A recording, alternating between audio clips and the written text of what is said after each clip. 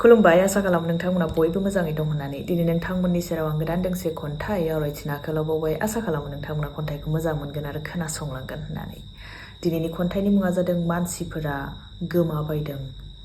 मानसिनिनो हाथायाव खन्थाइखौ आंनिसिम सुजुनानै दैथायहरदों गौतम दैमारिया खन्थाइखौ आवरायथिना आखायाव लाबाय खोनासंलांदो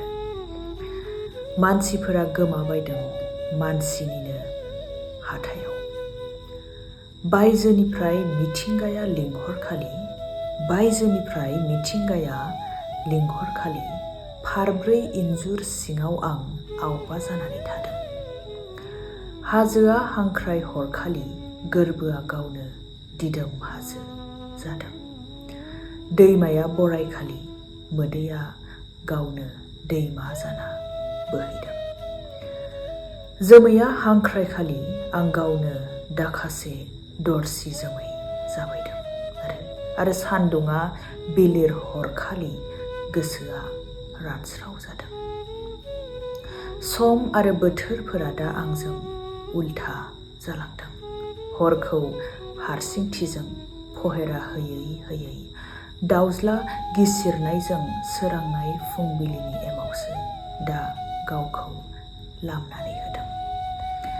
बिहिरथिखौ एरायना निजोमथियाव गावखौ हगारसारना होदों लाथिख'आव गावखौ गथायबायदों आरो गुस्थि जरानि मिनिनायखौ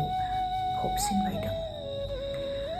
बेनि थाखाय नङादि जिउनि दावहा फोथारखौ आं गिबायदों बेनि थाखाय नङादि दावहा थिलियाव आं मेंग्लिबायदों आरो बेनि थाखायबो नङादि नंखायजों आं आबिर गेलेबायदों दा सैथोथिफोरा फोथैजादों फोजावलिया फान्दोनि दाहाराव दा सुबुंथिया नाख्रेबजादों खैसारनि बेहेराव आरो मानसिफोरा गोमाबायदों मानसिनिनो हाथायाव